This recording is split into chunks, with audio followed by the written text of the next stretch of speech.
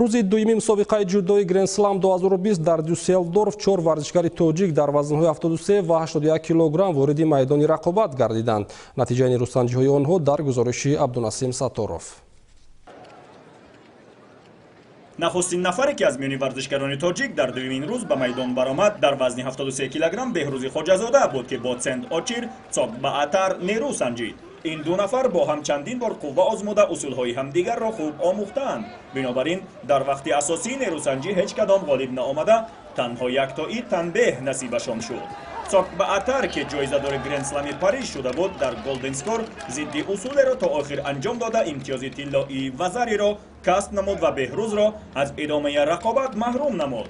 Сомон Маҳмадбеков низ дар вазни 73 килограмм дар даври аввали рақобат озод буда, дар даври дуюм бо Вадим Шок аз кишвари Беларус нерӯ санҷид. варзишгари Беларус ки тавониста буд ғолиби ин вазн дар Гран-при Тел-Авив гардад, аз назари тактикӣ бар Сомон пирӯз гардид. ин ду варзишгар ҳам дар вақти асосӣ имтиёзе аз ҳамдигар касб накарданду ҷудокори Беларус як танбеҳ ва ҷудокори тоҷик ду танбеҳ дошт.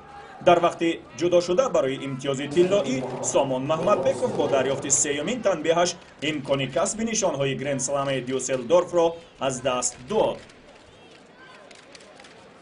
ҳамчунин дар рӯзи дуюм ду ҷудокори дигар Ҳақназар Назаров ва Акмал Муродов дар вазни 81 килограмм ба майдон баромаданд ки ҳардуи онҳо низ дар даври аввал озод буданд. нахуст Ҳақназар Назаров бо Тимо Кавелиус аз кишвари Олмон даст ба гиребон шуд.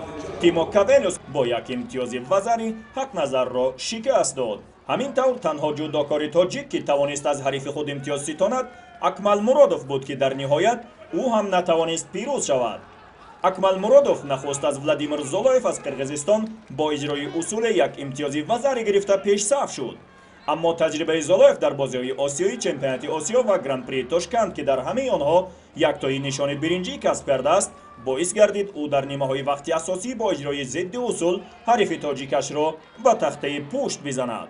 ҳамин тавр пас аз ду рӯзи рақобат 6 тан аз ҷудокорони тоҷик ноком гардида, дар рӯзи сеюм боз 5 паҳлавони дигар барои касби мақомҳои ифтихории Гранд-слами Дюсселдорф талош хоҳанд кард.